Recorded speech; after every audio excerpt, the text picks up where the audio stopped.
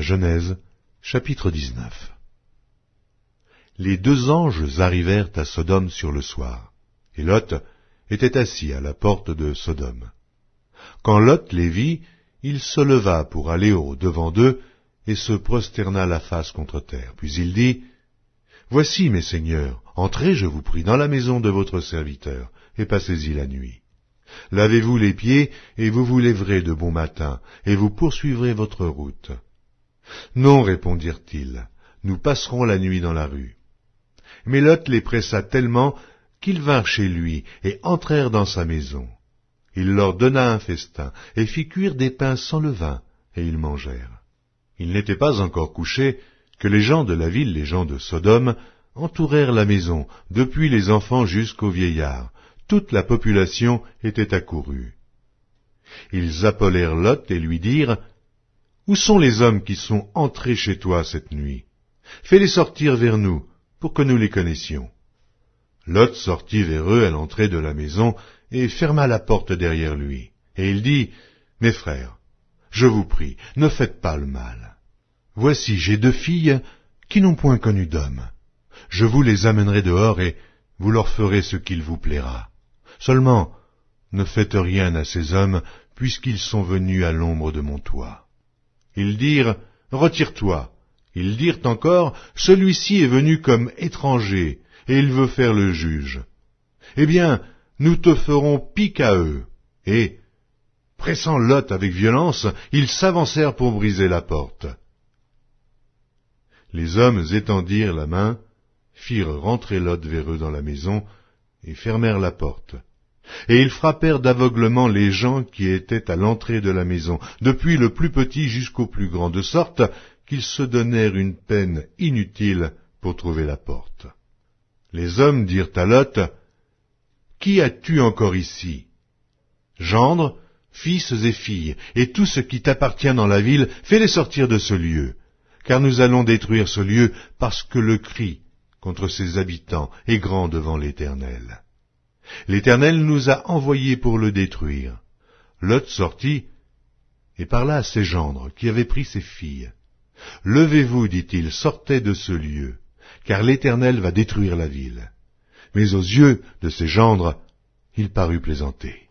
Dès l'aube du jour, les anges insistèrent auprès de Lot en disant, « Lève-toi, prends ta femme et tes deux filles qui se trouvent ici, de peur que tu ne périsses dans la ruine de la ville. » Et comme il tardait, les hommes le saisirent par la main, lui, sa femme et ses deux filles, car l'Éternel voulait l'épargner. Ils l'emmenèrent et le laissèrent hors de la ville. Après les avoir fait sortir, l'un d'eux dit, « Sauve-toi pour ta vie, ne regarde pas derrière toi, et ne t'arrête pas dans toute la plaine. Sauve-toi vers la montagne, de peur que tu ne périsses. » Lot leur dit, « Oh non, Seigneur, voici, j'ai trouvé grâce à tes yeux, et tu as montré la grandeur de ta miséricorde à mon égard, en me conservant la vie. Mais je ne puis me sauver à la montagne, avant que le désastre m'atteigne, et je périrai. Voici, cette ville est assez proche pour que je m'y réfugie, et elle est petite, oh que je puisse m'y sauver. N'est-elle pas petite, et que mon âme vive? » Et il lui dit, « Voici, je t'accorde encore cette grâce, et je ne détruirai pas la ville dont tu parles. Hâte-toi de t'y réfugier, car je ne puis rien faire jusqu'à ce que tu y sois arrivé. C'est pour cela que l'on a donné à cette ville le nom de Tsoar. » Le soleil se levait sur la terre lorsque Lot entra dans Tsoar. Alors l'Éternel fit pleuvoir du ciel sur Sodome et sur Gomorrhe, du soufre et du feu, de par l'Éternel. Il détruisit ces villes, toute la plaine et tous les habitants des villes et les plantes de la terre. La femme de Lot regarda en arrière, et elle devint une statue de sel. Abraham se leva de bon matin pour aller au lieu où il s'était tenu en présence de l'Éternel.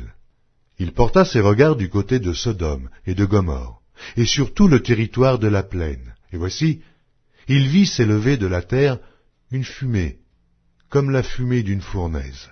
Alors Dieu détruisit les villes de la plaine, et il se souvint d'Abraham. Et il fit échapper Lot du milieu du désastre par lequel il bouleversa les villes où Lot avait établi sa demeure. Lot quitta Tsoar pour la hauteur, et se fixa sur la montagne avec ses 2 filles, car il craignait de rester à Tsoar. Il habita dans une caverne, lui et ses 2 filles. L'aînée dit à la plus jeune, « Notre père est vieux, et il n'y a point d'homme dans la contrée pour venir vers nous, selon l'usage de tous les pays. Viens, faisons boire du vin à notre père et couchons avec lui, afin que nous conservions la race de notre père. » Elles firent donc boire du vin à leur père cette nuit-là, et l'aînée alla coucher avec son père. Il ne s'aperçut ni quand elle se coucha, ni quand elle se leva. Le lendemain, l'aînée dit à la plus jeune, « Voici, j'ai couché la nuit dernière avec mon père. Faisons-lui boire du vin encore cette nuit, et va coucher avec lui, afin que nous conservions la race de notre père. » Elles firent boire du vin à leur père encore cette nuit-là, et la cadette alla coucher avec lui. Il ne s'aperçut ni quand elle se coucha, ni quand elle se leva. Les 2 filles de Lot devinrent enceintes de leur père. L'aînée enfanta un fils qu'elle appela du nom de Moab. C'est le père des Moabites jusqu'à ce jour. La plus jeune enfanta aussi un fils qu'elle appela du nom de Ben-Ami. C'est le père des Ammonites jusqu'à ce jour.